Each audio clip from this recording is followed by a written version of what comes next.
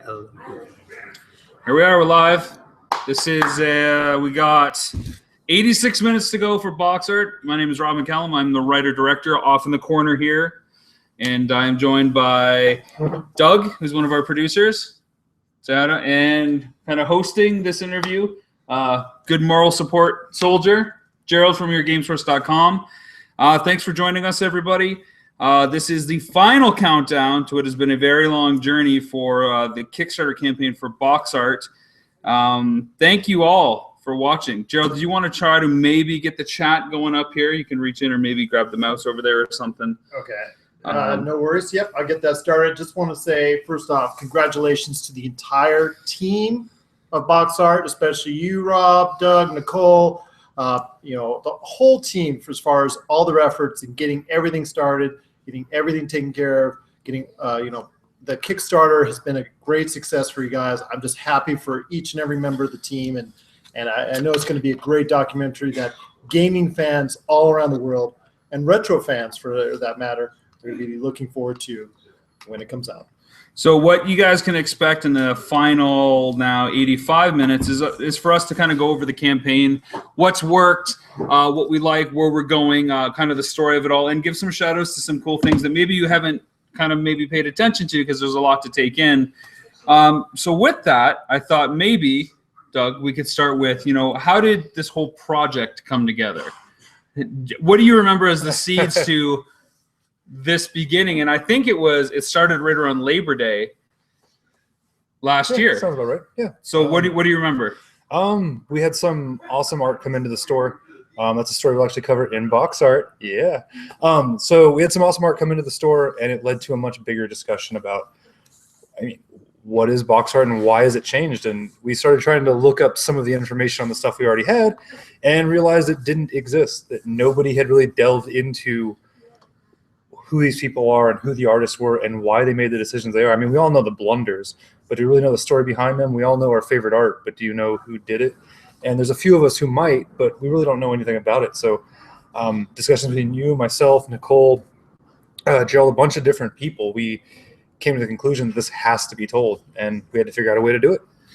Yeah, I remember Nicole sending me a pic from her cell phone while I was in Canada. I was actually premiering Nintendo Quest in Canada in September, and she's like, take a look at this. And it was a pic from her phone of you showing art across your store. We are broadcasting live from Retro City Games in Las Vegas. It was across the store. She's like, dude, don't you think that's cool? I'm like, I don't even know what that is. It could have been like an obituary that you were holding up or something. Well, even some, we joke about that pic all the time, just because I think we actually sent you a couple more later in the week, a little bit closer, because we're trying to convince you of how cool it was. Yeah, it was like microfiche, and I'm like, I don't know what this is. But yeah, it's one of those things like without seeing it, because there's the Let's go down to the library and find out what it is. Right? Pretty much. Like, you couldn't figure out. The picture didn't do it justice. Yeah, it was one of those things. Like, I hate to say it, but you kind of had to be there and see it in person to really appreciate it. But the second you saw it, I remember you just literally going. You had this look on your face where you're going through it, and you looked not confused but very stern, and you were all of a sudden like, wow, like it was like the most unenthusiastic wow ever, because you could see like the gears were turning. Yeah, you're like, holy crap, look at what we have. Well, I remember saying, like, you were like, well, what do we do with this? I'm like, I don't know, like, just from like a collector to a collector, right? And aside from you guys having a store and having taken it in and all that, like, what do we do with this? I'm like, well, at the very least, you guys should do a short documentary about how you got it and maybe where it ends up, and maybe it's like a YouTube video. And that's kind of where we were at as well, is we wanted to do our best to preserve it in every way. And part of that we felt was, I had the idea instantly, take pictures, literally get it as archival as I could. Right. But also the history of it, so it was really actually preserved, and it just built from there. Yeah, I remember we were trying to find out more about that very specifically, and that's when it's like, wait a second, no one knows who these artists are. No one knows who did any of the illustrations on the stuff that you had. And that just kind of grew from there. Nobody's ever done a documentary on this stuff at all, which is really strange, right? Because everybody's done a documentary on every aspect of video games. And music, collecting, history. And the most visual medium in video games didn't have a visual medium talking about it. There's tons and tons of great coffee table books, of course. There's a bunch out there. on all the different eras, and some are specific libraries, like the read-only memory one on Sega and the Mega Drive that I brought in and showed you guys. That's fantastic. There's an Art of Atari that's coming up by one of our producers, of course, Tim Lapatino. I'm not sure the title, so don't crucify me, but the N64 coffee table book. Yeah, that's coming out. Just came out. Yeah, a lot of those. Or just finished Kickstarter. And all those people that we mentioned that helped make those books possible have supported us. So there's a really nice kind of symbiosis, but nobody had ever done a documentary on it. Nobody had ever kind of put together a massive list of people from all consoles, all libraries, all eras. Well, and that's the way I always talk to people, where I ask them, what's your favorite movie? And I go, who's the director? Who's the actors in it? And they can rattle off all this stuff. I go, who's the composer even sometimes, and people know. And it's because it's your favorite movie and the information is there for you to access. And then I ask, what's your favorite video game? And they go, A Link to the Past. And I go, oh, who did the art? Yeah, exactly. And even the people who might sometimes know, I go, yeah, so how'd they come up with that design? And they have no clue. And I get it. It's because it's not there. Yeah. Nobody signs it. It doesn't say, like, Picasso in the corner. It's not like a cover by. Like, even now, we're not even seeing too many. It's like a new thing to see, like a game by Kojima, for example. Yeah, that's the last couple of years type of thing. Yeah, it's really starting to get an individual thing instead of a team or a brand. Well, and I think that's also with, there's, for a few reasons, I mean, there's more money behind it and it's more focused. But, I mean, on the art side of it, it's always been, these people were never professional video game cover artists. Sure. They were making album covers. They were making movie posters. Exactly. Or they were just illustrating anything that paid the bills. So yeah, they might have thought it was a cool piece of art, but never thought twice about it when they finished it. And we've kind of, from the few people we've talked to so far, have kind of gotten that vibe that they kept it because they thought it was awesome, and they might have the sketches for Sonic, or they might have this or that, but they never thought anybody would care again. Yeah. Only them. And it's weird. Yeah, right? and that's some of the stories that you guys will get to hear as we get to shoot the documentary, how people got into the industry, why video games was now an option for artists and illustrators emerging into it, where they wanted to go and how they were treated and where it went and how they worked and what those conditions were like compared to other conditions. Like you were saying, a lot of those artists and illustrators happen to hang on to some of those sketches. Greg Ray is one of the people that we're going to be working with, who's responsible for the Sonic 1 cover. And he said, well, I was talking to him on the phone, and this is the hard part for me, right? I get to talk to most of these illustrators on the phone, and I start hearing the stories ahead of time, and I just want to say, stop, I want to wait for the cameras to roll. He's like, I probably got a bunch of the original Sonic covers. I know, when you told me that. Just on paper, up in the attic somewhere. Yeah, I can dig them out. I'm like, no, don't dig them out. They're just in a trunk somewhere. I mean, I'm like, let's save that. We can definitely shoot that. The unearthing of some of the alternate Sonic 1 covers, and I mean, his story on that alone, he's got a ton of great stories. Well, and then there's also, I mean, I don't want to be the downer, but there's the flip side of that, where things transitioned away from that, where it became much more of a cost thing, where, do we pay someone a couple grand to knock out a painting, or do we pay someone $200 to do some digital art and Photoshop some of our screenshots to look better?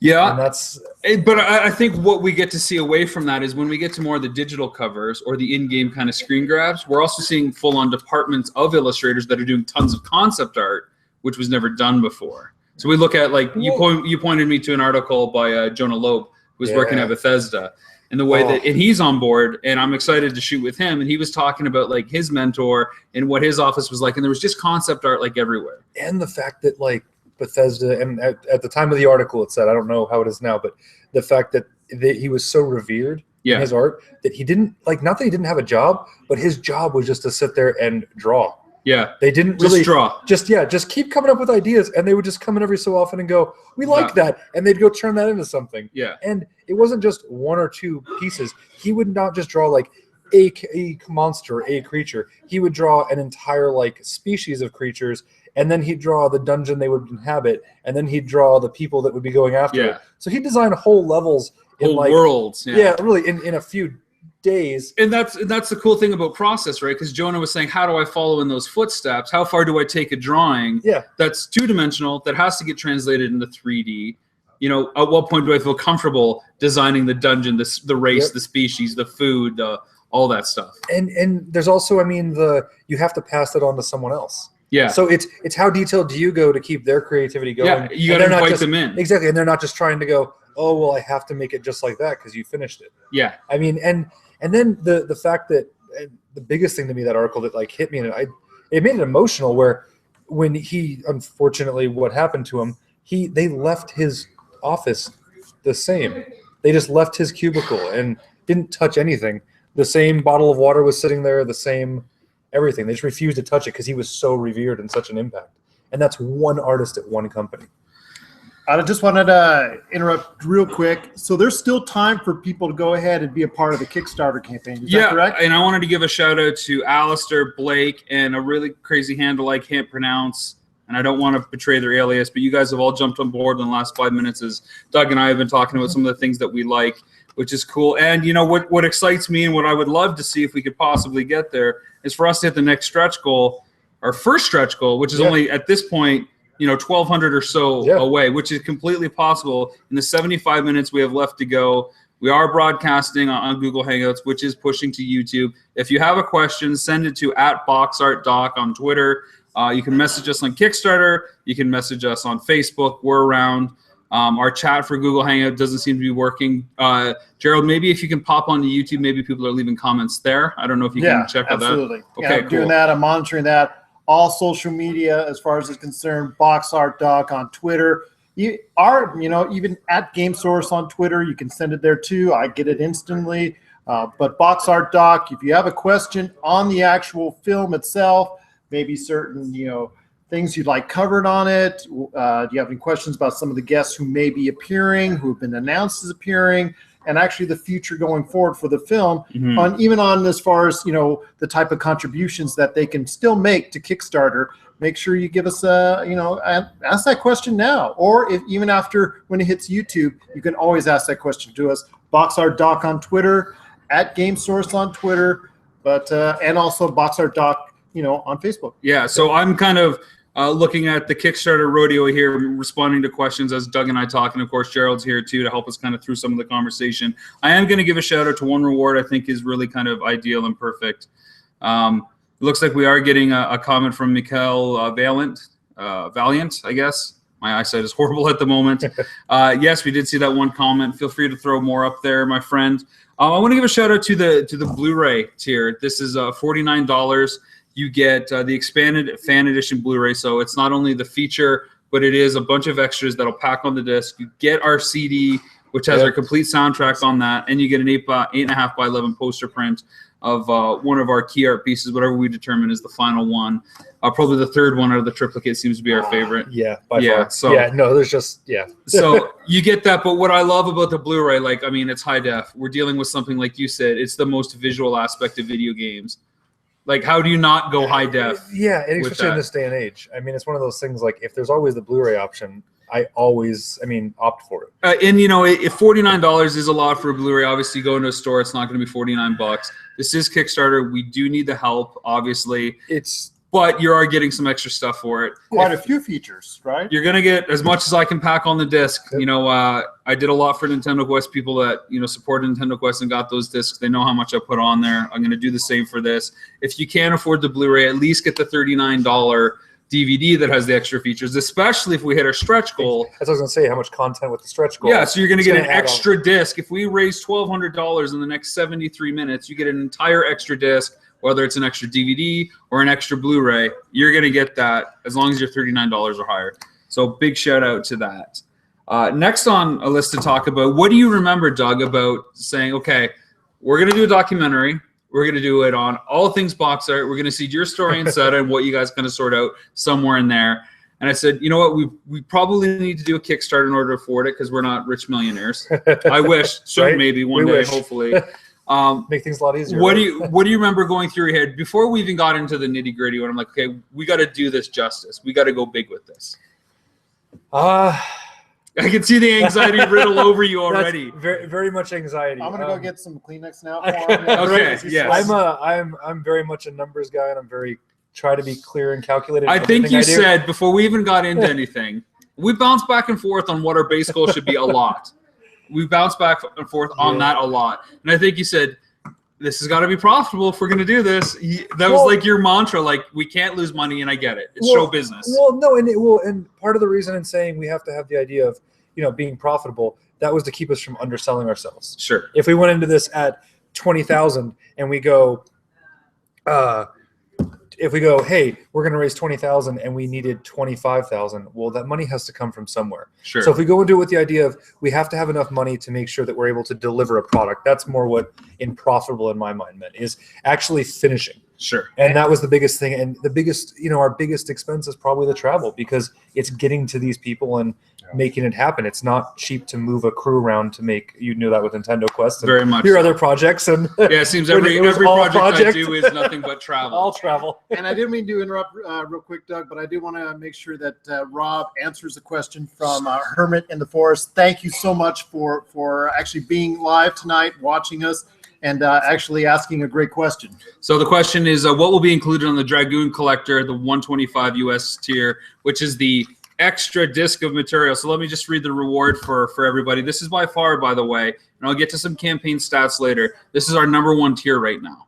Yeah. By like 10% easily. So 10% plus people have selected this above everything else. I think it's because of the sweet Dragoon name. It could be. It could be. Dragoon. So it's an extra disc of material plus a booklet with director's notes and special features list plus our triplicate box art poster. So you're going to get an extra disc of material. What that is could be anything. So if we hit a stretch goal, which we're almost close to do, you're not only going to get the feature on one disc and the special edition stuff on the disc 1, you're going to get the mini featurettes, which is stretch goal, the first one. And if you're at 125, you get a third disc that is even more footage. So it could be longer interviews. Exactly. And it's tough for us to promise what it would be.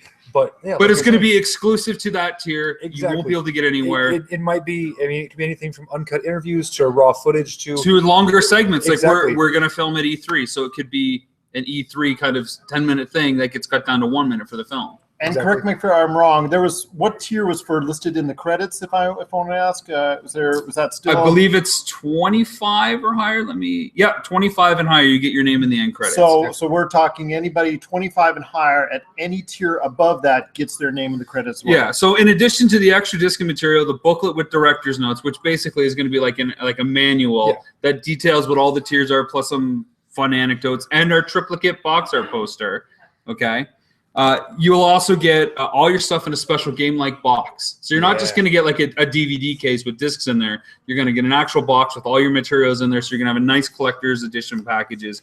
And again, the big thing is you're not going to get that extra disc anywhere else. It's not going to be available digitally. It's unique to this tier. And don't think we're going to just half-ass the first disc and split it into the second. No, that first disc we packed, like Rob said, anybody who has the Nintendo Quest anything knows he maxed out everything. Yeah. And so that second disc will be just as packed as that first one, where it will be worth it. Yeah, and it's not going to be like, well, here's 5 minutes of us sitting around in a hotel wondering what we're doing, unless it's really funny or unless something unexpected happens and it's just like, how do we fit it in? We can't. But it reveals kind of what's happening.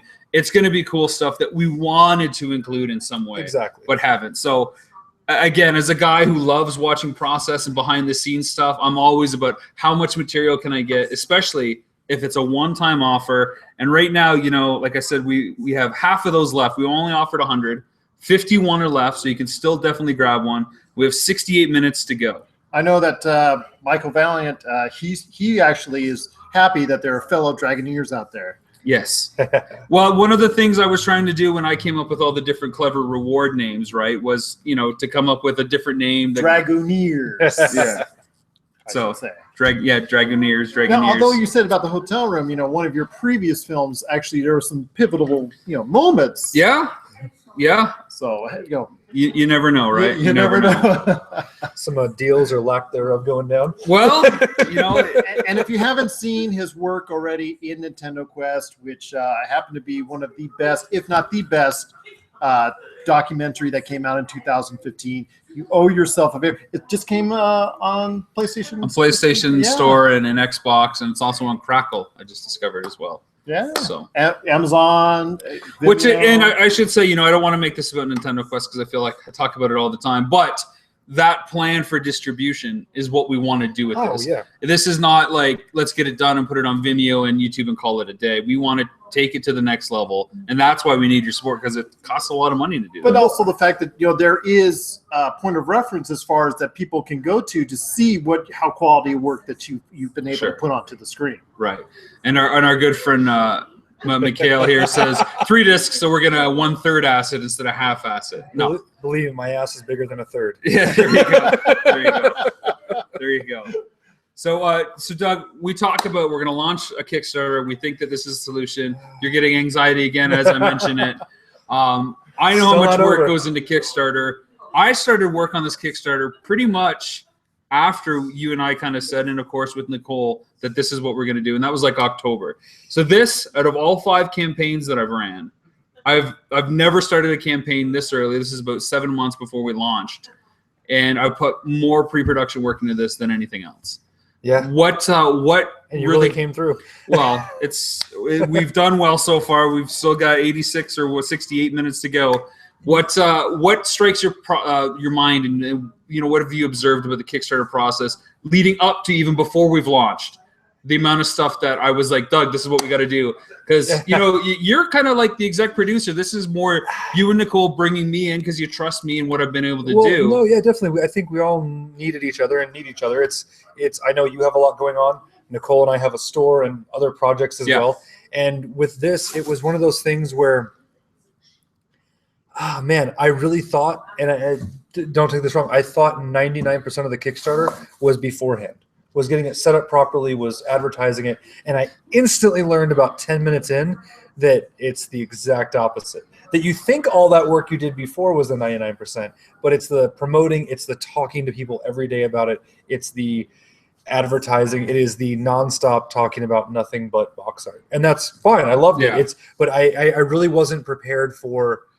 But that's the best way to go into it. If I could have you learn the one lesson, it's like, I'm so glad you thought most of the work happened before, but it certainly does not go on autopilot after. We were in contact, 10, 15 times a day. I'd say the whole month leading up. And let alone the 6 months before, where I'm like, here's what I'm thinking for the trailer video. Here's how I want to lay out the page. Here are the rewards. Even holidays we were closed. We'd meet Rob for lunch. There was no days off for Kickstarter and getting this whole thing set up there. And I expected that. Obviously this doesn't happen taking days off, but it's one of those things where, like I said, I really thought, not that we'd still step back at all, but I thought things would be a little more just smooth sailing once it started, and then the storm happens. The ocean is choppy, my friend. Every day it's a question. It's somebody has this question, that question, and I know you were getting the brunt of that, and thank you. but there's a lot of that stuff that's getting relayed to us. Where can you check this out? Can you check that out? And it's holy crap. Yeah, it's a lot of work. It is a lot of work. But I want to give a shout out to Glenn Stanley, who's of course one of our producers, who also provided the wonderful dramatic velvety voiceover for the trailer, which is cool. And Xavier Van den Newland, who did a lot of the graphic works on Nintendo Quest, I was able to bring him back in to work on our piece here, which was really cool. And you guys did an awesome job with that. It was more him than me. He did all those living boxes where they're coming to life. Where the layers just pop and move. But that was 4 months right there of nonstop work. And that was a great way to not only introduce the fans out there and possible backers to the project, but it provides a great look for everyone out there to know more, to want to know more about what the movie's going to be all about. Exactly, and it's that even that was another thing that we had. Rob relayed the idea to us. We kind of had an outline for everything, and then that was a 30 revisions later, and I must have watched that trailer 30 times before it was even done. And then once I'm watching it, I'm like, I don't know how it went from that to this, but I'm okay with it. It looks but it got there. Yeah, awesome. It got there. Yeah. Just want to give a shout out real quick to Tim. If I can, he had some kind words to say to you guys. He really didn't like Nintendo Quest, apparently. You shut your mouth, Doug. You shut your mouth. Appreciate the kind words for Nintendo Quest and your faith and as far as what you believe will happen. Just a great film coming up that all these guys and gals are going to be a part of, and we're just looking so forward to it. As far as the documentary coming to life. And I think that's one of the best things actually right there is so far, even just in the part we've had and the just people walking into the store, people who are completely new to gaming. I had a guy in here today. His name's Joey. Yay, Joey. Joey. He comes in.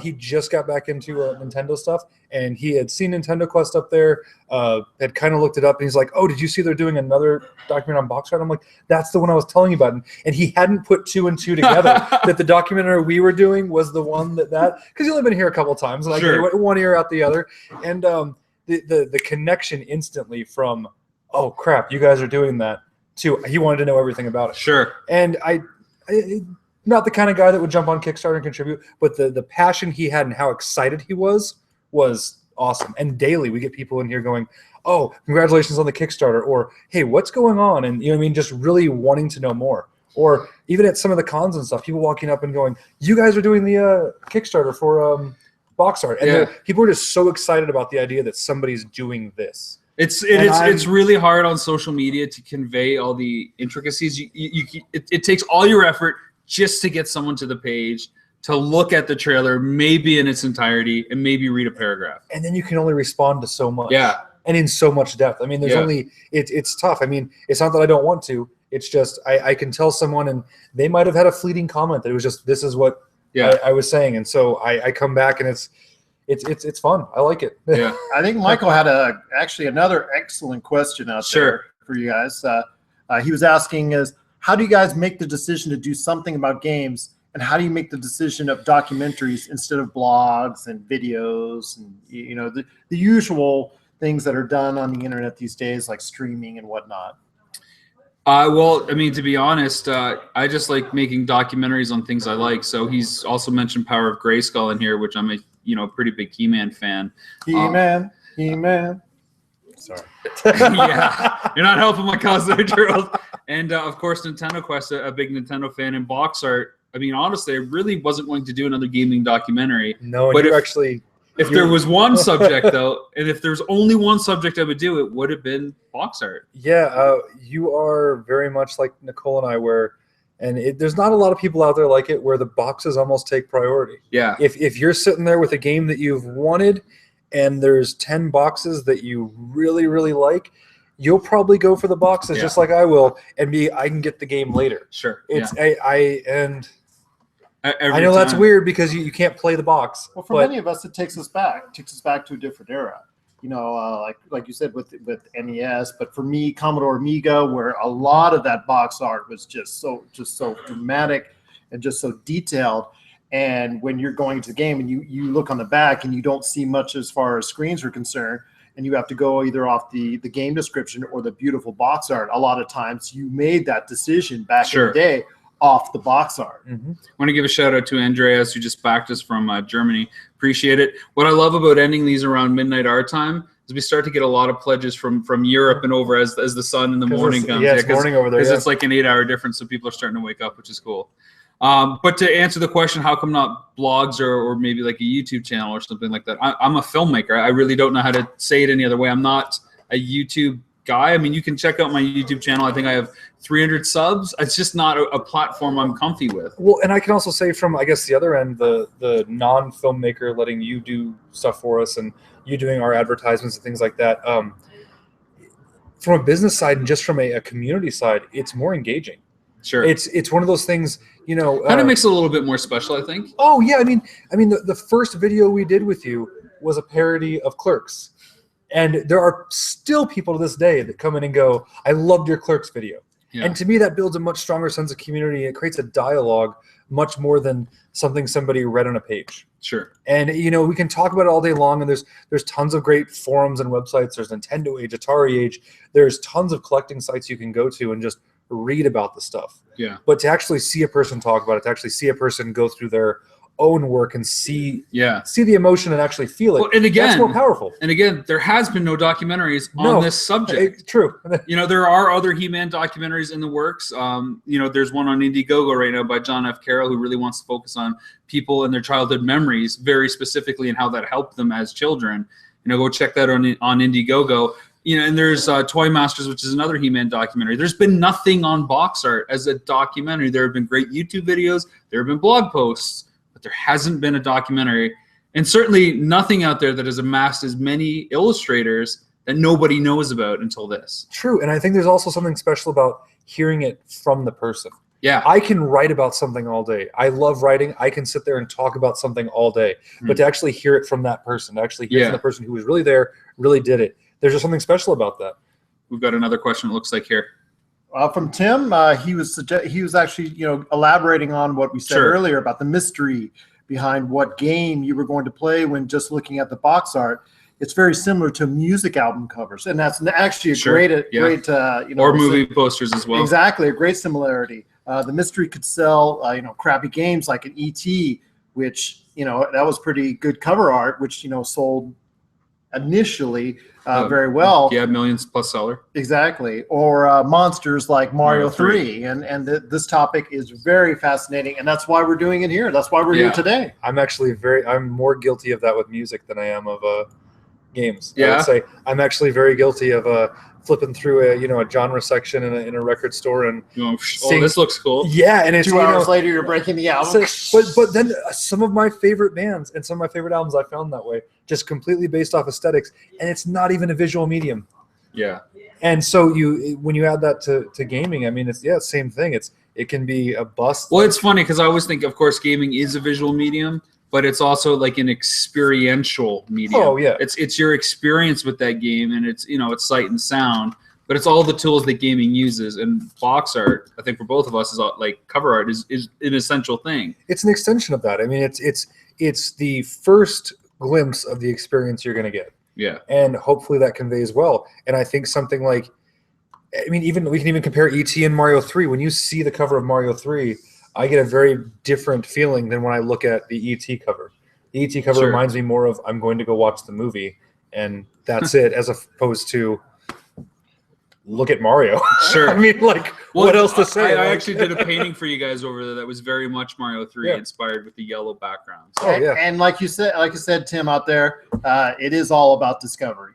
Yeah, it is very much about trying to figure out what's out there. And, I would rather take a chance on a great piece of aesthetics than something that doesn't look good and pass it up. If I'm going to be guilty of buying a bad game, at least I'm going to have a good cover. Oh, it's not a big deal. At least I'll get that good cover. So I like this comment that Ryan Reed said here. Ryan, brother, yes. I don't always get up at 2 a.m., but when I do, it's to support a Rob McCallum Kickstarter. There you go. Thanks, Ryan.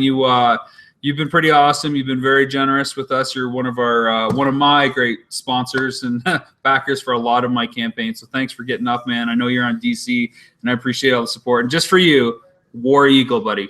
I'm more about Roll Tide, but War Eagle for you. And Bonnie, I guess, also wanted to go a little bit more into detail about E.T. To be fair, E.T. was huge at the time, and yes, it was before the excess went into landfills.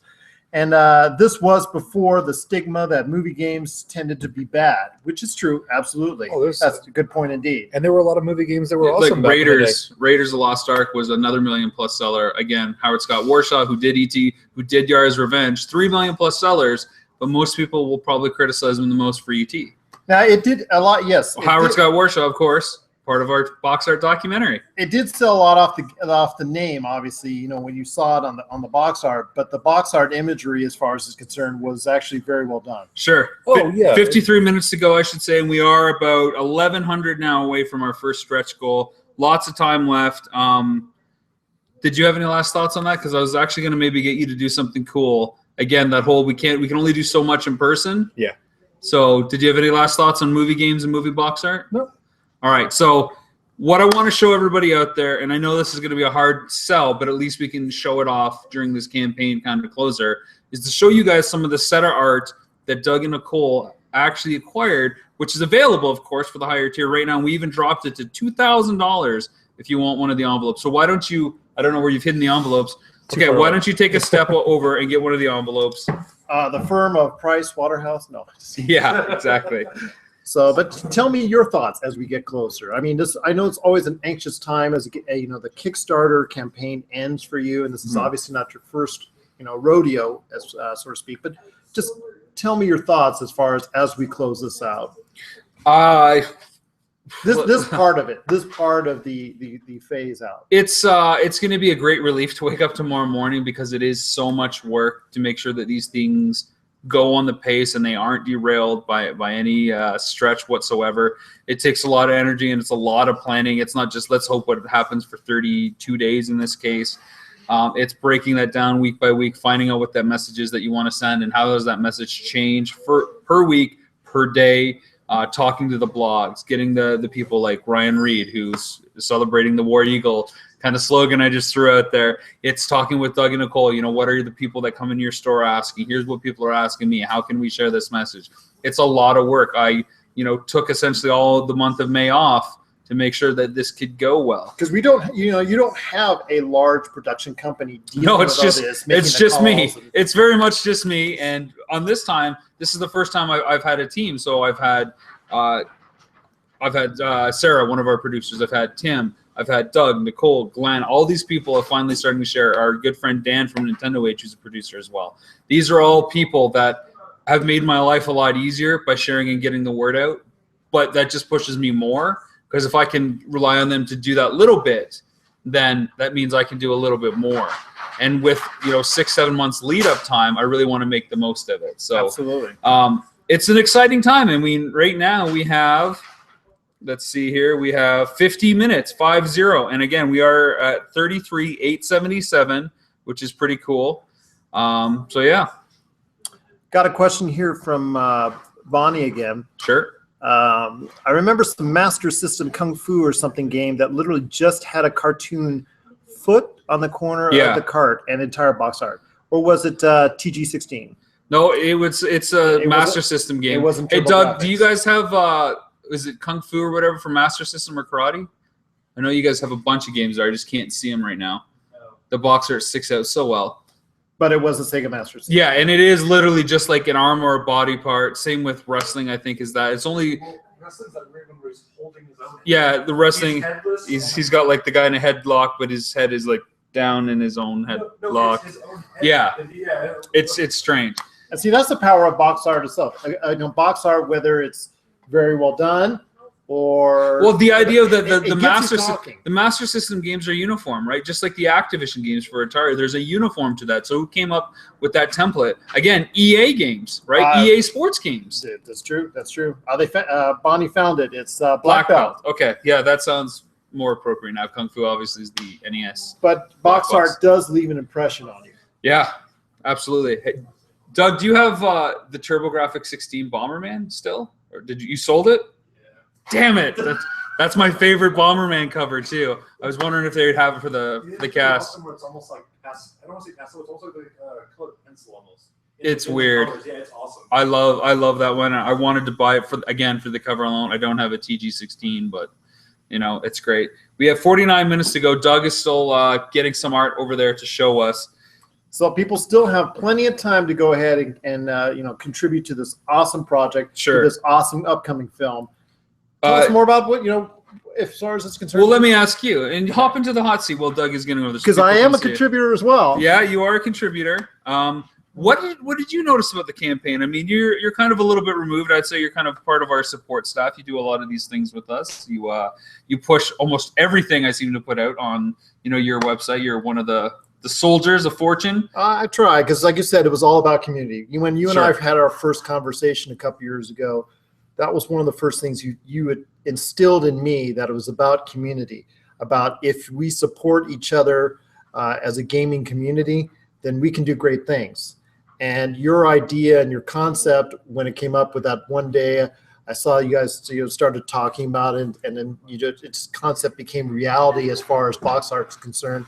I see the love that all three of you here locally have for it. Then I see Patrick as far as what he sends out. Scott, another great producer who's done so much for us. And what he says about his box art is concerned. These are you can feel that. And if you feel that kind of devotion to that part of yes, we're all older gamers here. I'm sorry, I'm a little bit on the older side. He's an older gamer. Come there on you now. Go. But I remember those days where it was just box art, where you remember the image of the box art, oftentimes more than the game itself. Sure. And what impressions it had on you as maybe a more simpler time in your life. Well, if you look at the triplicate posters that we released that were beautifully illustrated by Catherine Yee, you see that box art experience, going to the store, looking up at like the shelf that doesn't seem to end. Exactly. And pointing to one and then looking at it in the aisle and just be like, oh my God, mesmerized. And even still, when you're home and in that third final piece, you're still looking at it before you're even putting it in the machine. Well, one of the first jobs I had was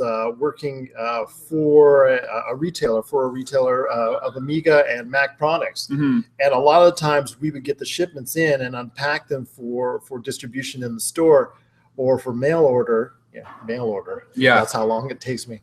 And you would see, I would just, pull that out of the box and see these games and see these fantastic and beautiful, well thought and well drawn out and well detailed covers that just, it would take you, this is what the game is going to be like. And then I got to play it. Sure. I got to play it. Sure, So, absolutely. See that. I know Ryan and Tim are still firing away. We appreciate all the comments out there as far as it's concerned. Ryan Reed says, the worst part of the NES, you couldn't see the cover art of the cart while playing.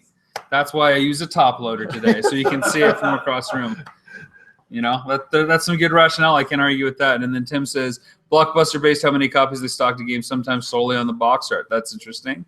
And then Bonnie says, true, whoever could forget seeing the cover art for Phalanx on SNES, whether it was at the store or a rental place or wherever. Well, some of those really burned into your memory. I love watching my grandpa play. Well, I got mad a lot at Blockbuster because they took, when they took out, they brought their stuff out for rental and whatnot, they wouldn't have covers. Or they would, and they'd cut the box and put it in their VHS. We actually, this will make everybody cringe. We had somebody trade in, this is recently, like last 2 months or so. It was probably 40 NES games. And what they had done is it was their childhood self who had taken the boxes and cut them down to fit in those plastic, like generic cases. There were no like big top tier games or anything, but it was just watching. But still, we're just seeing everything dead, and you're everything like, dead. Oh my! Everything cut down to fit the box. So Doug, you're back. So come take the hot seat. And I'm still manning Kickstarter here a little bit. Doug, you've brought some art with you, so why don't you just maybe prop it up and kind of hold it in front of you? And also just want to make sure less than 45 minutes to go to, still chance to get in. Even if it's $13 to be a digital backer, you're not going to want to miss this. And if you have any quick questions, for us, it's right there on YouTube, or you can send out a message to, Rob himself at BoxArtDoc on Twitter. Yeah. And it's not even just about, you don't want to miss this. It's every dollar that we raise now creates a better product for everybody later. Yeah. It creates a better experience and a better, glimpse and a better understanding of this artwork. We don't want to miss anything. So the more money we have to travel, the more people we can see, the bigger and better this will be for everybody. I agree. So, okay. So what do you got here? What's the first thing up? Oh, it looks like we have a question first. Oh yeah. Let's go ahead with Michael and Bonnie again. Bonnie wanted to say, to be fair though, I am glad boxes and cases are plastic now, since it was too easy to damage the cardboard ones. Sure, but the only thing I'll say about that is I love the cardboard ones because now you treat them a little bit more with respect, right? Like that's, as collectors, that gives it its value because it is so easy to damage. And I will actually say that I almost feel that I agree with you, because the two systems I mainly collect for are Super Nintendo and PS2. And PS2, it is rare that I find in my head would be considered like mint or near mint. Sure. And it's because it's the sliding of plastic back and forth. People don't treat other games like that. And it's weird. I know it sounds stupid, but it's when I get the scuffs all over my covers, I'm like, And both Michael and Bonnie also, were talking about the manuals that they're missing. I know that, and now actually part of these days they're not even included in most games. They're found, you have to find them online or whatnot, or they're to give you a link as far as, if you wanted to read it off the publisher's website. So sure, changes are being made there. But I just we've got some more comments coming in. More questions coming in now. Who is your favorite English person? Question for Rob. Who is my favorite English person? Well, I have a good friend over there named Sean Evans. He's a good guy. Another good friend of mine, Ashboard, who I work with a lot too. That Ian guy's okay. I mean, he's all right. He's okay. He's a little bit of a trickster, a huckster, a schemer, a planner. He always waits underneath the green sign for me. So he's a good guy. He writes lots of letters in on our GamerCast. So I appreciate that from Ian. We also got one from God. Still happy that I have my Earthbound in pretty nice condition. Yeah, CIB, sure. Yeah, he was a Nintendo kid, but wasn't a Save Your Boxes kid. Sure. Which I think he's regretting now. Yeah, I guess. And Ryan with one more. There was a joke in my school about how no one had rented Phalanx in years at our video hut. I mean, I grew up in Alabama. I could just walk outside and see someone with a banjo and coveralls. Oh, okay, so there was nothing special about that because their everyday life, I guess, Ryan is suggesting. Oh, it's hey, I'm in the weeds over here. It's Biscuit. Yeah, I know who you are. I know. It's the British Biscuit, Ian. I'm over here. Ain't so bad, not so much. Show us some art. Well, actually, I wanted to go back to the thing about manuals, and I don't have any right in front of me, which is sad. But one of the big things is that was interesting to me when we were going through the art is not just the actual like art design. Get that up so everybody can see it. And the amount of time that was put into that, but the amount of time that was put into the manuals and everything, the templates, and there are so for every page in the manual, there is a full mock-up like this, sometimes multiple revisions. And it's not just a mock-up on a board like this. It has all the little notes, like as you can see here along the side, and how they're all drawn to specific parts of the manual and covers. This is, of course, an advertisement. But for the manuals, it's all splayed out like that. Same idea, and it's all layered like Rob's showing, where and sometimes it's multiple layers, 3, 4, 5 layers. It's the color values, and then they would send these to. So you can see right here, this is a transparency, and of course, this is for Super Nintendo. So even for this flips this way, but it's like a Photoshop file because it's all layered but with transparencies in a physical Photoshop file, right? And then something like this, even the box layout. Yeah. Where, I mean, eventually this becomes the box, and you can see where, I don't speak Japanese, but some of the people that come into our store do. Yeah. And from what I understand and what they understand is all of the corrections and all the things that are circled are from when they sent it to the actual print shop in Japan to look at everything, and these were the notes they sent back. So they would actually do this as far as the transparency and go through and make color values, corrections. So this is like one of a kind. This is, of course, one of the pieces that we're offering on Kickstarter. This is Kakoma Night and Busyland. Both of those are part of the envelope that we're offering. You have a ton of stuff back here that's part of that envelope. And it's about a little bit of everything, but there is quite a bit. Actually, I have. Actually, Biscuit likes what he sees already. Yeah, I bet he does. To actually show you this. But I mean, if you're a Super Nintendo fan, for example, you know, Ryan Reed, I'm looking at you. This is the kind of stuff that you want. This is one of a kind in-house development stuff. I mean, even on the back, you can see, you know, that this ruling mechanical board it's not just, you know, poster board. This is like industry stuff. Even some of these come with these letters where it's telling you the correspondence. So it's on Nintendo letterhead. I might grab some here in a second. It's on Nintendo letterhead, and it's telling you this came from this address, this place, and we're sending it here. Yeah. Gerald, it would actually be in the bottom stack over there, I believe. We have 38 minutes to go. We're still sitting at 33,877. Yeah. This, I mean, I feel like I can talk about this stuff forever. That's why I'm excited to showcase your story, because nobody gets to see this stuff on top of everything else. And there's a lot of stuff here. I just, you know, I had not. Gerald's been kicked out at this point. I'm getting squeezed out this way. What do you got here? Do you got? Because I hadn't seen the whole list of items here as far as it's concerned, and there's quite a bit of stuff. There's a ton of stuff here. I mean, even to give you an idea, this is one of the. This is just a single page. So this would be page 12 and 13 of the manual. Yeah. Doug needs to learn Japanese from George. No. And Biscuit wants to see the Nintendo letter. Sure. And he looks like and Biscuit also likes that mock-up manual, which is cool.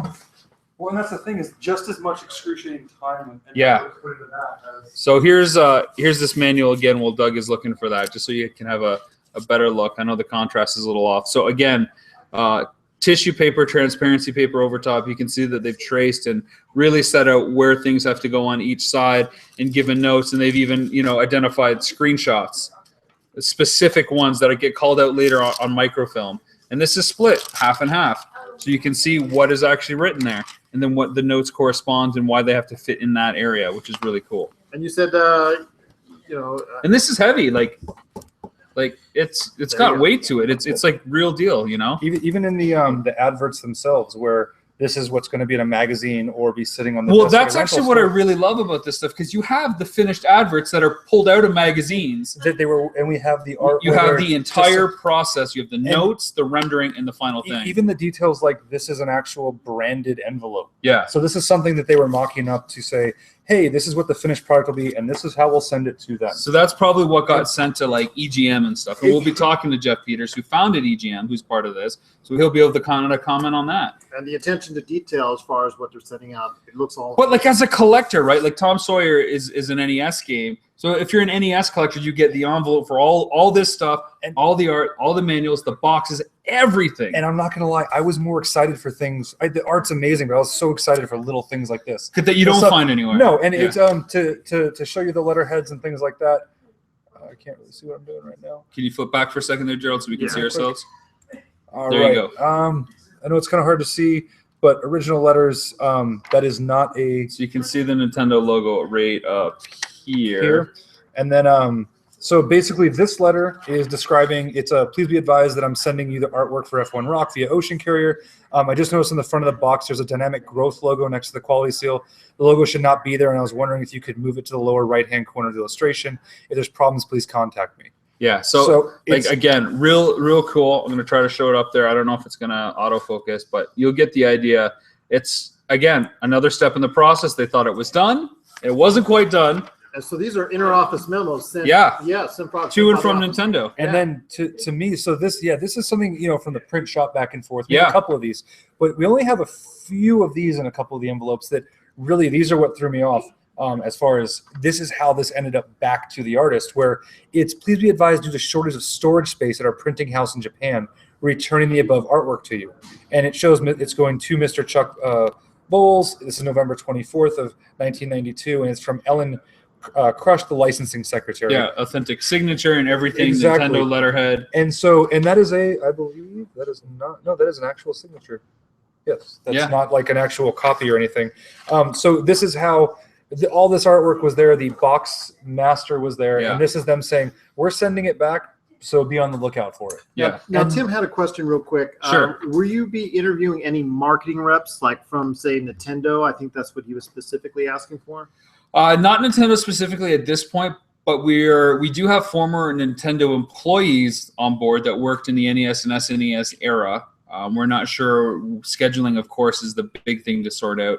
But we are working with a lot of agencies that did work for Nintendo as well. So again, I don't want to name any names until everything's specific. I don't want to be handcuffed to who's who. But we do have a lot of people that deal with this kind of stuff and that can speak to some of the reasons why these decisions were made and explain the process even more than we can piece together as amateur detectives. I think it'd be safe to say we can at least say it's people who were in the industry at that time doing this kind of work. I would say predominantly, other than, I mean, there's a good chunk of our list that is a little bit more what I would say fan-driven, but 80% of the people we have on board are very much industry side of things. So this is much more from behind the curtain forward, and it's with a little bit backwards. And it's the people you never see, you never hear about, but they're the people who are not only making the decisions, but they're the ones guiding this whole thing forward. But also people, so, you know, people and industry individuals that people would automatically, gamers would automatically, instantly identify with, correct? Yeah, so it's kind of the three flavors. It's all the unknown artists. There's well-known industry people. Cliff Blazinski, is one of our supporters now. He tweeted out, pretty awesome, which is cool. Trip Hawkins. Again, I already mentioned Jeff Peters. We got a lot of kind of named people that want to support this, which is great. And then we have, some of the collectors and some of the YouTube personalities that we know out there. The Game Chasers are on board. Gamester 81 is on board, for example. So there's a little bit of everything, but it's definitely weighted more towards those unsung heroes because that's the reason why we're doing this. So with that, I wonder if, Doug, if we should we have 32 minutes to go. We just got another backer. About 1,000 away now. Yeah, almost $1,000 away from our first stretch goal. I want to give a shout out to Bryce. Thanks for supporting us, Bryce. I'm going to send you a nice little message. Very much. I wonder. Nice. It's from Rob. It'll be nice. He's Canadian, don't you know? Yeah, buddy. Not your buddy guy. I thought maybe we could kind of reveal what we've decided to do with the project kind of going forward. This is something we talked about a few days ago. We have a lot of people on board. Are you okay with revealing this first? Yeah. This big secret? Nicole knows. We kind of talked. Oh, cool. She's hiding way behind the camera, of course. She's giving me the peace sign. Peace. We never knew if we'd hit our goal. We didn't know where we'd end up. We have a really good idea now. We had a good idea a couple of days ago too. And at $30,000, we promised that we would do a 90-minute documentary. Yes. 90 minutes. We knew that we could travel and, talk about box art for 90 minutes long. 90 minutes is, of course, what a distributor wants. It's just easier to sell. They can't sell anything more, and we can't afford to really do any more. So what we decided to do was, instead of handcuff ourselves to a 90-minute documentary and really only feature a handful of people. Every time I wrote a treatment, it was 6, 8, maybe 10 different people from all these eras being interviewed. Because there's only so much you can fit into that one. 90 minutes goes by like that. And yeah, I mean, 10 people, that's dividing 90 minutes into 9 minutes per artist. Yeah, and that's without any setup of where we're going. Exactly. That's without any transitions. That's without context. you guys. That's no context. Yeah. That's just, hey, this is it. That's no case studies. That's no comparison. That's nothing. So what we decided to do was, let's make this easier on ourselves. And better for everybody out there. And way better for everybody else out there. So what we've decided to do is, we are going to go ahead and we're going to make box art, not a 90-minute documentary, with 30 minutes left to go. If you're interested in supporting this, with 30 minutes left to go. If Only you're 30 interested minutes left in supporting this, we're only $1,000 away from our first stretch goal. Which will add a lot to this. Oh, yeah. Especially this idea. Yeah.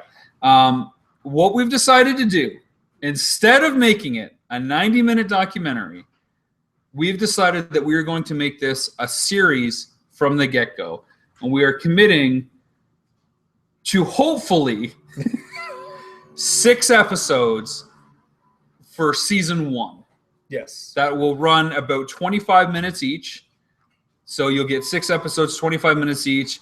And that will cover everything that we've promised in Kickstarter, all eras, everything from Fairchild and Atari, all the way to contemporary stuff.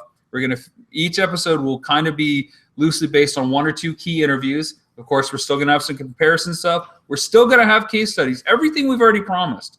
But by organizing it as a series, it allows us to do episodes later and keep filming with people down the road. And it ultimately leads, like you said, to more content. To more content. I didn't want to make a 90-minute film that was supposed to be like the end-all of the discussion on box art when we could only fit so many people in there. And now we're, essentially doubling the time. Because that's the first question, it's going to be asked by a lot of people. It's like, okay, well, what about this? Well, what about this aspect? Yeah. What about that aspect? We didn't want to sit there and not only, have the questions asked, but also have to, answer to ourselves on why did we cut this person? Why wasn't this person there? Why didn't we talk about this?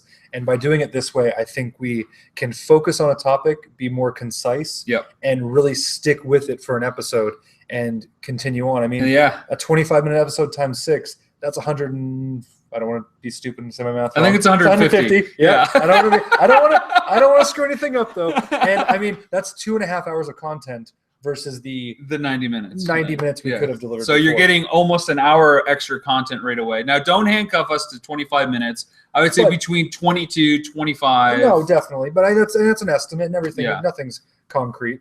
But yeah. That's what we want to do.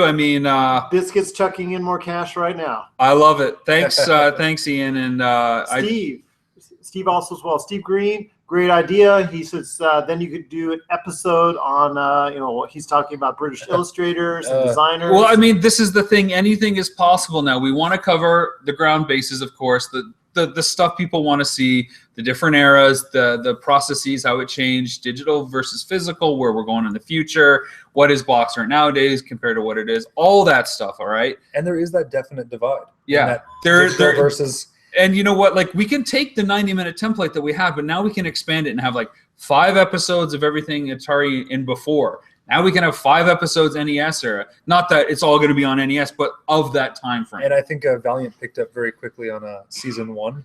I kind of threw it there season 1. And so here's the deal. We would love to do, obviously, more than one season. If we have over 100 names listed on Kickstarter, we have another 100, maybe 150 on another list that we haven't even approached it because we don't want to get people too excited. And right? what's really interesting about that second list we have is, correct me if I'm wrong, but I would say most of those names have come from people who are already involved. Yeah. And so it's friends, it's other people that are already probably going to be willing to do it.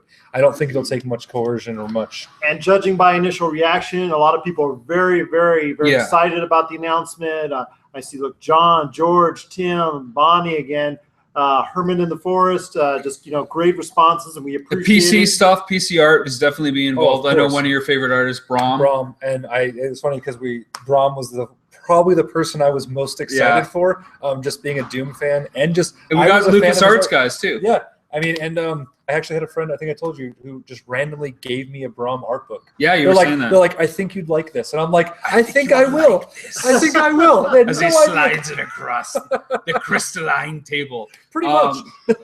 But to address what that one comment, I think you said it was from McCallum or Michael, season 1. Does that mean there are going to be more seasons? We want to. Of course. Right now, we can only afford to commit to this right now. And we're even stretching our resources by doing that. Yeah. It doesn't change the stretch goals. It'll still give you the extra disc, and you'll still get mini featurettes. If we hit that first stretch goal, which we're about $1,033 away from doing, we hit that, you're still going to get a separate discs of mini featurettes that were either longer than what are in the episodes or that weren't in the episodes at all. That's still happening. All the other stretch goals are still applicable. But right now we can afford to do season 1, which we think is 6 episodes. We're hoping the broad plan is to sell that and get it out there and get distribution. 6 episodes is pretty much the universal world-friendly kind of thing, especially in Europe. And we hope that sale can help us do season 2. And, of course, our crowdfunding plans would include everybody that wanted to see that continue. So definitely. And it's letting the community drive it. It's if the support is there, who knows? Yeah, who knows? So we like our chances, and because there are so many people that are on board, so many different subjects that we can talk about, so many different aspects that we can discuss. I mean, even just the PC gaming has me thinking, reading the question again, it's not just the shape, it's why do we go from big boxes to smaller DVD boxes, cases, because it's not like they're cheaper to manufacture, because there's still a lot of times custom cases. Well, even like to that, it's like thanks to our producer Tim, we have the individual who worked with Fairchild who created the box and the cartridge. The idea of a box, a game in a box. Why a box that size? Why were the Atari boxes different? Why is the 3DO and PlayStation 1 box different? And I think you said that a little too quick. He's the individual who's responsible for making the pitch and decision to put video games in boxes. In a box. And he's willing to talk to us. Yep. You can't get much more original than that. It's form and content, and that's all form. Right? And we talked about plastic cases versus cardboard. That's relevant.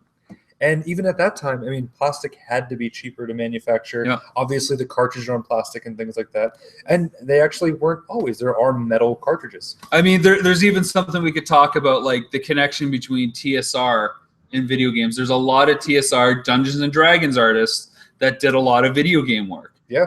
And what is looking at that stuff, looking at the connection of tabletop stuff to box art. As long as it connects to the world of video game box art and illustrators, that's all that matters. Got a question here from John real quick. Are you going to be going to conventions like Portland Retro Gaming Expo like you guys did before, or Let's Playing Gaming Expo that have artists and the like? Are you going to be able to go on tour like you did with Nintendo Quest? Well, we're going to be at PRG, Portland Retro Gaming Expo for sure, and that's part of your story. We're not going to give any away things just yet, but I don't know if any artists are going to be there for sure. Mark Erickson has been there in the past, which of course that's where I interviewed him for Nintendo Quest, who's also a participant on this again.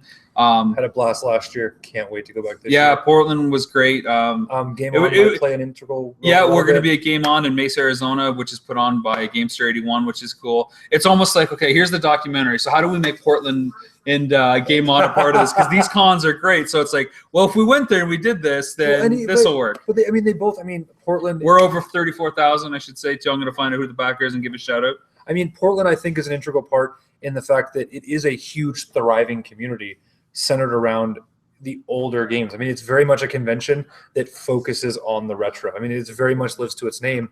And same with Game On. I mean, who better to talk to about, video game boxes than John Lester, who is still making games for things like the ColecoVision, the NES, the Super NES. And he not only makes the games, he makes boxes, he makes limited edition boxes. He'll make con-specific art just... Well, again, I mean, we could do an episode on homebrews, right? Especially since the Nintendo Quest game is still coming out. Don't worry, it's being worked on. You know, Joe Granato's working on. He's got a game coming out, and there's a bunch of guys. Even not just the homebrew community. I mean, the indie community as a whole. I mean, Axiom Verge. I know George and I were actually talking about this recently. Yeah. Where he just got hooked on it, and I'm like, one guy did all of the art design, all of the music, everything, and you know, how do you start and make it to that? I want to give a shout out to Avidin, who's our latest backer. That's pretty awesome. And Thanks so much. He's actually asking right now. He made a comment. Bam, I like to wait till the last minute. There you go. As an artist, this is definitely one film I've been waiting for since I was a teenager. Cheers, guys, and thank you very much for the contribution. And we do appreciate, you know, as far as the positive comment as well. We did have a slight adjustment there. We're seeing a lot of people adjust their tiers back and forth to try to find that right set. One of the tiers that is pretty exciting is the Immortal Kombat tier. And I called it Immortal Kombat because you get to be in the film, and film is forever, right? Right. We have only 11 of those left. So right now we have 14 people who get to appear, and now the episodes, somewhere in one of the episodes, we'll probably have a segment in the episodes dedicated to kind of what the fans think. Oh, definitely. Or, you know, what's going on with them. If they're promoting a game, if they're promoting the studio, we'll have that worked in somehow. And I think that adds a much needed perspective. I mean, because without the fans, the art doesn't mean crap. Sure. Or their thoughts as well. You know, what embraces them about not only just the film itself, but box art in general. Exactly. I mean, what drives that? Exactly. What's their inspiration? So unfortunately, because we have had an adjustment, we're down to 33,812. We were over 34. We have 20 minutes to go.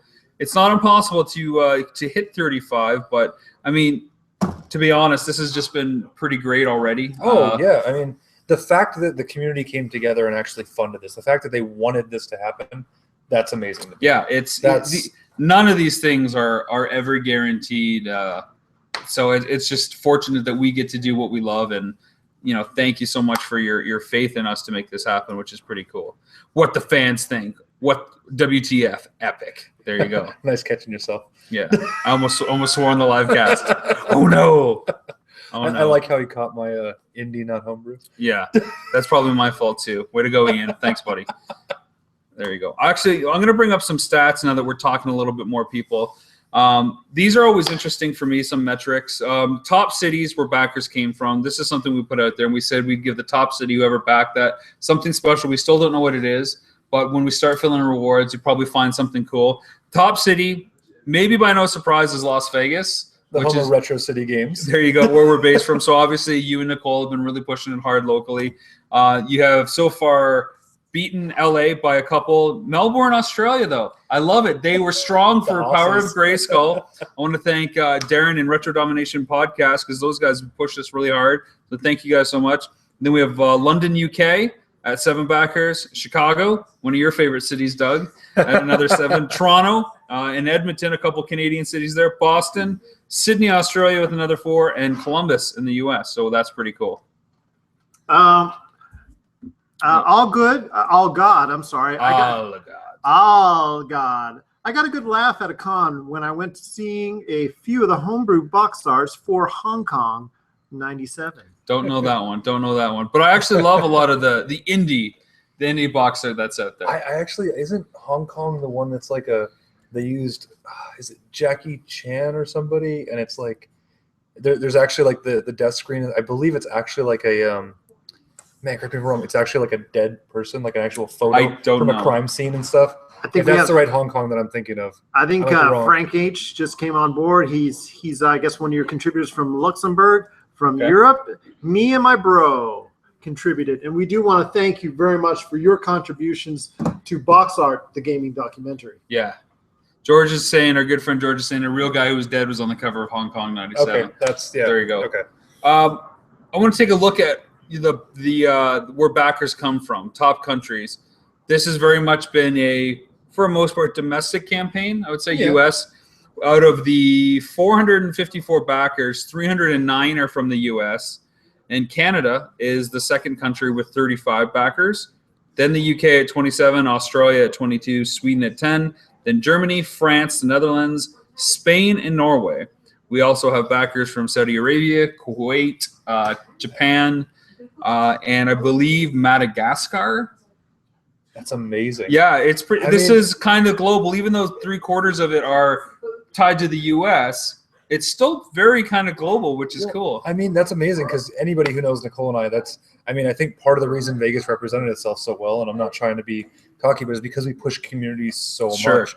We really try to build How's that make you feel, though, that you have That's backers what I'm saying. That's amazing. That in like Australia, Germany, Kuwait, that know Retro City games now. It's strange because, I mean, we do have those small correspondences with, people from Brazil, and there's a couple guys in Germany that we talk to who have been to our store, but the idea that, like, people that we've never met are coming together to not only support us, but are really there for us. That's amazing. Here's a pretty cool stat, and it's cool for a couple reasons. This is about backers as a whole. We have 454 backers as of right now. We have about 17 minutes left. 428 are returning backers to back this project, which means they've backed another project on Kickstarter before. Okay. 428 over 454, which is really cool, which means they have faith in Kickstarter, they have faith in us, and they believe in what we're doing to repeat that experience. 26 backers have never, ever backed on Kickstarter before. So whatever we did with our campaign was enough to convince them to sign up for an account, to go through the entire process for the first time and believe in us. That's huge, and every campaign that I do, I see the amount of new backers decrease. So crowdfunding is getting more popular, and people are crowdfunding more often. Yeah, I think it's also one of those things. Once you kind of get into the excitement of Kickstarter, it's a little easier to kind of start searching for other things. It's hard. It's dangerous. But I know. I sent you something earlier today that you were like, nope, way too much already. Yeah, I can't do it. Kickstarter is like, people talk about going on eBay after a few sodas at the bar and buying some stuff. Kickstarter's pretty great in the same way. Oh yeah, I mean it's also that I like the wait, the anticipation. Mm-hmm. It can stretch that out for a while. I mean, I'm probably 6 or 7 projects deep right now as far as just stuff I'm waiting for. Sure. And almost all of it's video game stuff. We got that for one. We got some new comments in from Frank, from Steve, sure. Obviously from Biscuit again, Jacques, and Michael. You want to go ahead and read some of them while I put this over here as far as he's very valuable. So Steve says, I'm in from England, and the 2600 box arts are some of the most resonant with memories of my youth. Yeah, man. Again, one of our producers, Tim, is part of the Art of Atari book that's coming out, and we're so thankful to have him on board, to have a lot of connections to the people responsible for that art, because it's breathtaking, right? Like, if I was going to say, what is art, I would probably start with some of those covers. Like, you look at it and you know that is art right away. And that was probably the first mainstream, push for it. I mean, I think that was the first time, with the 2600, the first time where even, people who weren't really gamers, the parents buying games for their kids, or the random people, that were just passerbys, recognized that art. Mm-hmm. I think that was the first real iconic pieces. I mean, sure, yeah. Even back to the Fairchild, like we talked about earlier, it's more just a number and a design. That's, I don't want to say forgettable, but it's something that outside of the moment, outside of that time period, you don't really think about. Mm-hmm. Mikhail had a comment up there at the top. Yeah, it's a thing of the past mostly, but I do tend to up my pledge on a KS project solely to get the cool physical goods. Doing what little I can to keep box art somewhat alive. We appreciate that, man. We're big fans of having the tangible item. Absolutely. I have such a hollow, vacuous feeling when I pledge something and it's a digital reward, because I feel like, yeah, I'm supporting it, but I'm really getting nothing. I get that experience, and it's not the same as getting that. Remember when you're a kid and you got a letter for the first time in the mail? You're like, oh my God, I got mail. Now we get bills all the time. We're like, But does anybody remember their first email? Yeah, I do. You do? Yeah. I don't. Russian brides, man. I don't know what it is. But whatever. Hotmail back in the day didn't have good spam filters. Frank had something sure. As far as he's been a video game fan since the 80s. The video game art from the past is the best, in his opinion. No newer game was capable of recreating that art and feeling. And I gotta agree with Frank that sure, the past, they did spend, had a greater attention to detail, spent more time, more care. Well, it's interesting that you look at the stuff on the Atari, and we just said, like, that's work of art. You know, like, it just resonated. It jumps off. So I want to know how much time did they spend? And how does that compare to other stuff? Well, exactly. And then I actually, there is this dissonance to me as well between American modern video game art and PAL and Japanese. Sure. Actually, two that resonate with me really bigly is Okami. Okay. And Folklore. Okay. Both in the U.S. are slightly, I don't want to say generic, but they're kind of just there. And especially Folklore, the Japanese, especially the bigger collector's edition, it's this like pastel watercolor piece of art that you have to stare at for 2 or 3 minutes to really soak in everything. And Okami was very simplistic here. Yeah, it was just a drawing. It didn't really give you an idea of the game, but in Japan, it has a much different feel to it. It feels more like the painting that game is. Well, you want to talk about comparison. I think the one franchise that jumps at everybody is Mega Man when it comes to differences in territorial releases. Definitely. I mean, the stuff that's released in Japan versus the stuff that's released in North America versus the PAL European stuff is across the board different. So you can bet that we'll be talking about Mega Man at some point. Shout out to Yacht Club and Way Forward for keeping up the fight for physical releases and with beautiful instruction manuals. Yeah, I mean, Yacht Club released Shovel Knight, which is great, and they were part of Way Forward, who just announced that they're doing a physical release of Shantae. So, we're talking about current day companies. I will be definitely reaching out to them. Limited Run Games is on board. Oh, my God, they've taken so much of my money. I know. They're the best and the worst. Those guys are on board. I can't wait to talk to them. Rose Colored Gaming, who does a lot of physical gaming stuff as well. There's also the region where you can go and get games, like you were talking about Japan, Europe. As far as it's concerned, there are areas in Europe where it has to be retail physical releases that are when the games are actually released out there. Sure. So that's interesting because you can see that they still care, so have a great attention to detail as far as having something tangible in their hands. Yeah. Even 10 minutes to go, guys. 10 minutes to go. Even part of that indie homebrew. I don't know. Is that a question or answer? I don't know. The Legend of Alia. Sure. I recently just picked up. Nintendo Age did like an auction on it, and I mean the detail on that was. Yeah. I think have you seen the box set? I saw the picture you guys posted. I'll have to actually bring it in because. Oh, did you buy that? Maybe. Yeah. This is the danger of owning your own GameStar. Well, no, yeah, I bought it on the auction. George and I did it. It was the box feels and looks exactly like an original NES box. The manual is, and there's the styrofoam, there's the sleeve, the little bag that everything came in. Nice. It even came with like a little owl puppet.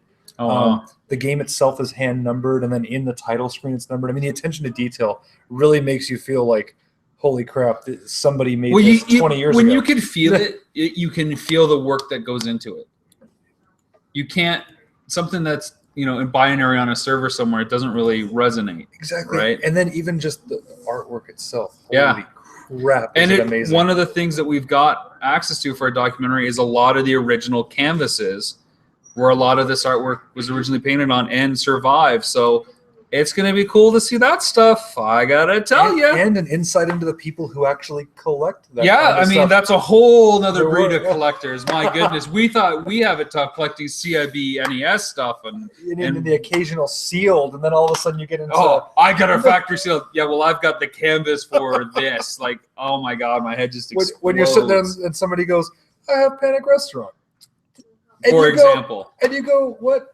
Yeah, it's just mind-blowing to see some of that stuff. I couldn't agree more with what Ryan was saying, is that Mega Man, you can easily devote an entire episode to it. I couldn't agree with you more, Ryan, on that. I'm not going to pledge that we're going to do a whole episode on Mega Man, but obviously Mega Man is something that is worthy of an entire episode. It really depends who we can talk to and what perspectives we can get on it. I don't want it to be 25 minutes of fans just saying what they like is their favorite. We need to have that perspective, right? Yeah. So we do have an artist who did the box art for Mega Man on a Game Boy title. We have Mark Erickson, who did Mega Man 2, of course, as featured in Nintendo Quest already. And I think we have at least Mega Man 3 and one more artist. So 4 Mega Man artists could be pretty cool. I don't know, just throwing it out there. Shout out to Ben, who's our latest backer. What? Canvas art collections? Get that out of my head.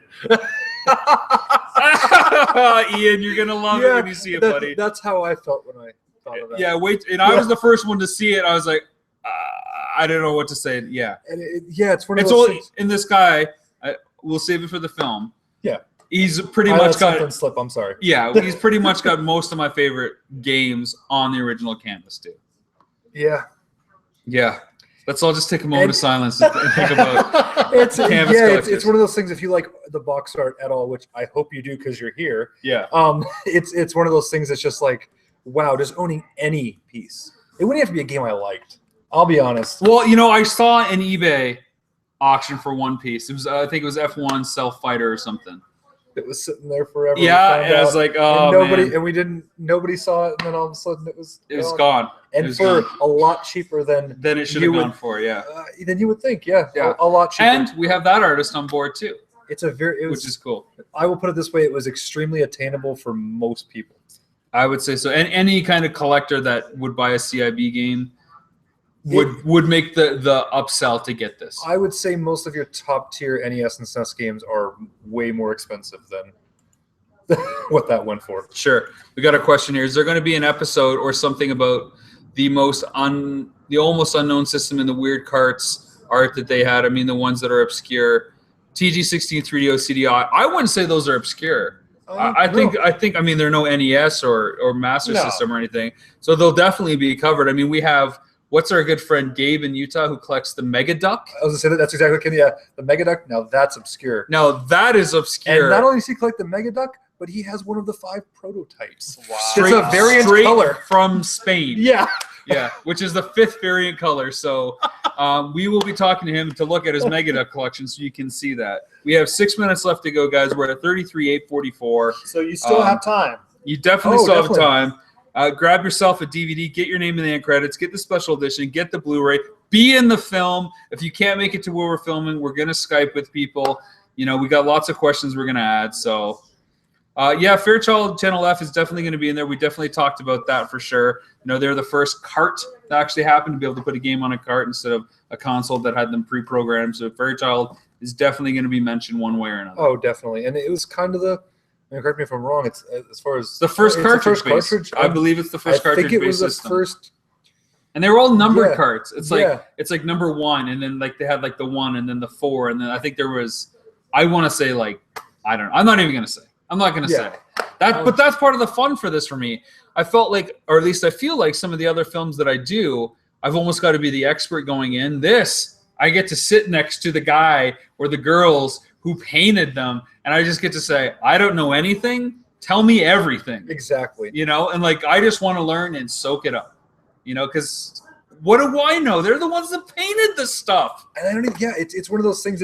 It can, in my head, it's that broad of a question. Yeah. It's tell me what you did. Yeah. And why. So go. Just whatever you feel is appropriate. Bonnie was asking, she wanted to actually elaborate more. I guess she remembered some weird console that had a triangular-shaped carts, forgot its name, not sure if it ever got games other than the packed-in cart. Ring a bell? No, I don't know. Triangle-shaped cart. No, I'm not sure. McCallum, you're doing well, man. You've helped us a lot. Don't feel bad about not being able to give us more. Every dollar helps. People that have shared, you guys are awesome. All the shout outs, it really, really, really, it helps. Frank says, I want my stuff this year. Frank, I'd love to be able to do that, buddy, but that's not going to happen. That's why we do have a December 2018 delivery. That's mainly because we have so many people and schedules to deal with. Yeah. I would hope that it's done before then, but I don't want to say that it won't be, or that it will be. Yeah, that it will be. So I want to give that leeway, that time. And that works both ways, right? Like that extra time may allow us to do more. It may allow us to make deals. It may allow us to put more money in above and beyond Kickstarter. And it's not just scheduling. It's getting a few people at a time to make our travel and the money that you guys have, helped us raise worth it. Well, it's just like a video game itself. A video game, they, obviously sometimes they get pushed into an earlier release window before, as far as they're able to go ahead and make a quality product. So they have to push it back. And those type of things add negative publicity to the game, which, obviously is not good for anyone. And I think the same would go here. You put a reasonable date as far as it's concerned for you to provide the viewers and the contributors out there a quality film worth watching that will tell a great deal about box art. There's nothing worse than, over promising and under delivering. True. That's the worst thing, honestly. And it kills me right now that for Nintendo Quest, we've always said the end of 2016 for the game, but that's like a year and a bit after we've already delivered the DVDs and stuff. So that's all happening in the background. I'm the kind of guy that I don't like to procrastinate. I like to get things done. But it's a process as well. So I think that's George coming. Go ahead, George. I think George had that answer as far as for the triangle shape. Telstar? Yeah. Okay. Don't worry, Frank. You're going to get good stuff. We always prioritize quality over quantity. We're not going to race stuff out. It's just not worth it. So 2 minutes to go. 455 backers. We're at $33,844 right now. You still have time. I am getting some notifications on my phone. It just looks like some comments and stuff are going on there. Nothing crazy. 75 seconds. This is literally counting down at this point. It's getting close. Mikhail said, yes, it was the Telstar. Can anybody put us over the $34,000 mark? If somebody wants to be in the film, we get over that, and that's great. Now, you may be wondering, okay, so we haven't hit the stretch goal of 35. We're over 30. Where does that extra money go? Well, the $3,000 extra right now, I'm thinking, okay, well, that's Kickstarter's 10% that they're going to take right away. Yeah. So we lose 10% right away for Kickstarter funds. That $33,800 also, that includes shipping that people have donated. So if you've pledged a reward and has $20 shipping, and it was $80 reward, well, it'll show as $100 here. Yes, so there's a lot of this money that includes your shipping stuff in there. So Frank wants us to show us one more box art. Well, we have 24 seconds to go. Make that 20, 19, 18. Any last words as we count down here? Guys, we're at 15, 14. 13. Doug, we have another backer, Stefan. I'm kind of just give us $56. I'm actually speechless that we've made it this far. I mean, I can't believe the community came together like this, and it's pretty cool. Yeah. So officially, it looks like we've ended at $33,900 with 456 backers. Round of applause for you guys. Thank you so much. Absolutely. I don't even know what to say. I can't believe it's done. I'm looking. There's people back here in the store as we're going live. There's some tears in the eyes of some people back there. I know mine as well. It's amazing. It's very, very cool. It's very, very cool. Congratulations again to the entire team for you guys. I'm so happy for you guys. Now we got to do this, right? Now we got to do this. This is cool. This is cool. 456 people will be really pissed off. Yeah, that might not. And the other 1,000 trolls will be mad anyway. No, there's no trolls in the gaming community. No. This is the interwebs. There's no trolls. Yeah. Do you have another piece of box art that you want to show? Did you want to show some F1 Rock stuff? Yeah. If you give me just a second, I can get some together. Okay, so Doug's going to do that. I'm gonna take a minute and just say thanks to the backers. There is a bunch of, obviously we talked about the first-time backers. There was, I think, 26 of you. The rest of you are used to being on Kickstarter. You guys are awesome. I want to thank all the video game fans that are out there. Without you, this project probably wouldn't happen. I want to thank the entire crew that made this happen. Again, this wouldn't happen if everybody didn't put a little effort in. And there's a small group of people that I really want to thank, and those are the people that continually back the projects I put out there on blind faith based on what I'm able to do with it. You guys mean so much to me. You just take a random chance that maybe I'll like what Rob's doing this time, and you put 20, 30, 40, sometimes a couple $100 in there. So thank you so much that you have that faith in me. I won't let you down. This is going to be a great project, very much a human interest story. You're going to see who these people are and why you got the cover art that you got, and everything in between. It's, from canvas to cover, so to speak. It's going to be pretty cool. It's going to be an awesome ride indeed, as far as just, getting the updates from you as far as where you're at, who you're going to talk to, and what's, coming forward as far as for the film itself. Yeah, and, this isn't radio silence. Everybody that knows me knows it's easy to get a hold of us. Message us on Kickstarter, message us on Twitter, Facebook. We'll do updates constantly both on boxartdoc.com and robmccallumfilms.com. You'll probably see a blog entry in the coming months about what this whole campaign process was like and where we're going. First up for us is actually something pretty exciting. It happens a little less than a month from now. We actually get to start filming at E3. And how does E3 figure into box art? Well, no big deal. We get to see all the new games that are coming out. And of course, I'm curious to see what the box art is for those games and how much box art matters today. And how much box art is there represented. Yeah. And, some of the questions that you may pose to people that are at the convention. Yeah.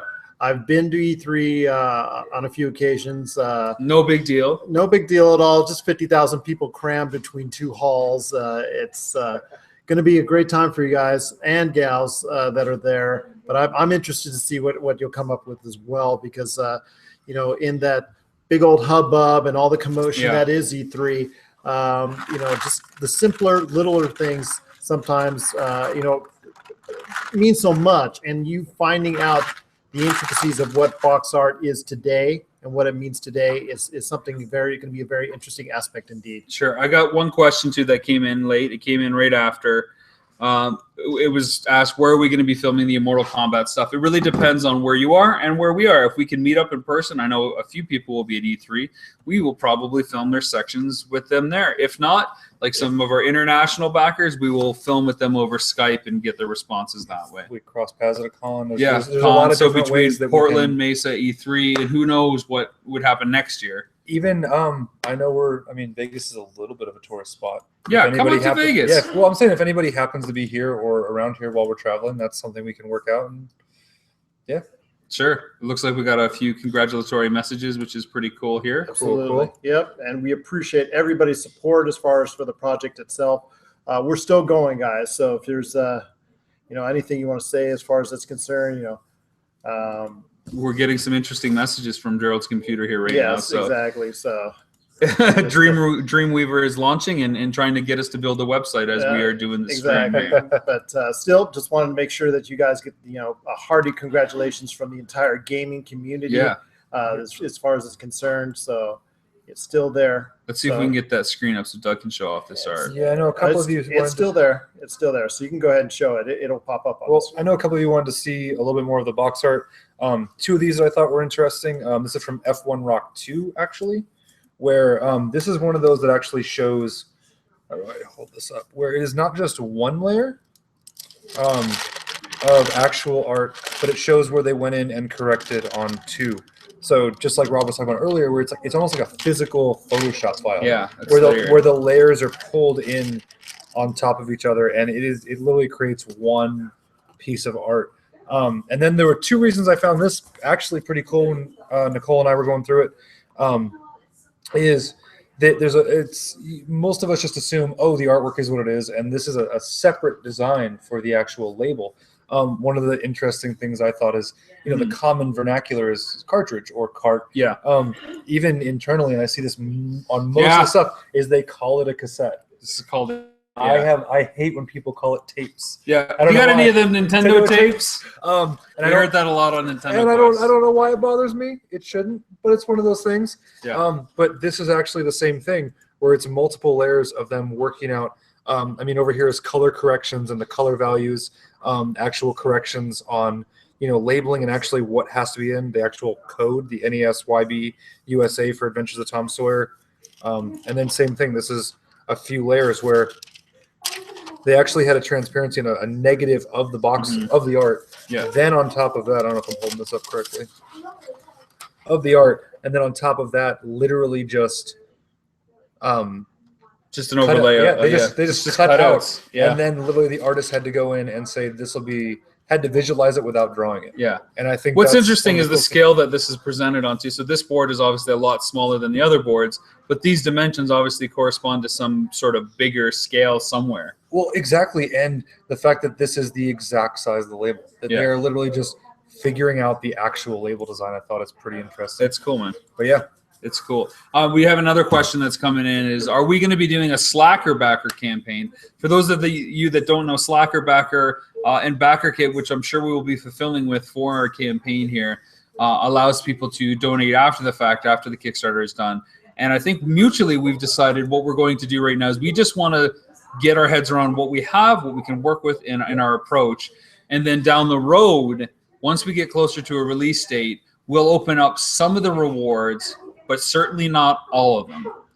And there will definitely, the people who pledged on Kickstarter, will definitely have a different, not experience, but different set of things than anything that'll be available. Down the road, Yeah. you'll be able to get the Blu-ray, the DVD, the digital Definitely. stuff, but you're not going to be able to get the exclusive stuff that was available for the first-time supporters, the people that believed us in the beginning. I just wanted to make that clear. We understand that, there's financial issues for people. This is coming out. We launched right after tax time. Mother's Day took a lot of money. There's, big stuff coming up for the summer. Life, I get it. Yeah, I got hit with taxes this year like you wouldn't believe. So believe me, I get it.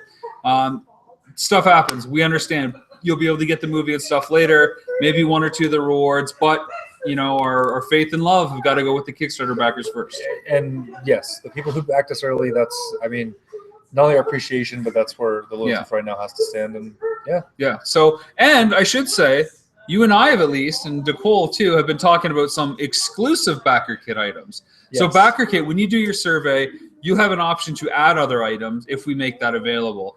And we are thinking about doing some exclusive items to that process. So even when we open up that campaign to new people that didn't order stuff, there's going to be a reason for them to secure the film then, as opposed to when it gets released through a distributor. Exactly. I can say nothing official and nothing for sure, but playing around with the mediums in which things are released and the way in which they're released, that I think a lot of you, especially from the 80s and 90s era, will find very interesting. Yeah. So one of the fun things I did for Nintendo Quest as a stretch goal was release stuff on the soundtrack on cassette, for example. And that was pretty cool to a lot of people. Some people just wanted the digital download, but everybody that kind of ordered it. And every now and then I just kind of randomly slide a cassette into people that order from NintendoQuest.com. They order a Blu-ray, something. I just kind of throw one in there. Yeah, you actually, so I think little touches like that are cool. So, we hope to do something similar when we get to that stage. And we have a lot of ideas. So this kind of winds down what I had planned. So again, thank you for everybody that, continued watching and get us to the end. Couldn't ask for more. Now the real work begins again. 99% before. No, now this is when the real work begins. So, any last words, Doug? Oh, I'm sorry. I just caught George's mechanized attack is behind them, I believe. Yes. It's just over here. Yeah, mechanized attack. And Ryan is definitely coming out to Vegas. Looking forward to it, buddy. Awesome. Any last words? I just want to say thank you. From Nicole, Rob, Gerald, all of us, thank you. I am really humbled by the fact that everybody decided to do this and really wanted to back us. We're going to work our hardest to give you the best. Doug is not often one without words, and he is looking for words. I've never been in this position. I can say that. Big thanks to Gerald for hosting this and bringing all his gear in so that we could do this live stream. I didn't want to go out with a little bit of a whimper, so we appreciate it. Thank you guys so much. Again, you can get a hold of us on boxartdoc.com. Retro City Games on Facebook. I'm on Facebook, facebook.com/boxartdoc. And of course, for all your information and news for everything in the world of gaming and pop culture, visit yourgamesource.com. Absolutely. Gerald, thanks so much. How can people find you? Well, GameSource on Facebook, @GameSource on Twitter, and our new handle, Pop Culture Cosmo on Twitter and Pop Culture Cosmos on Facebook. I'm going to be making sure that everyone that follows one of those sites gets the latest updates on Box. Cool. Well, thanks so much, guys. And until next time, game on.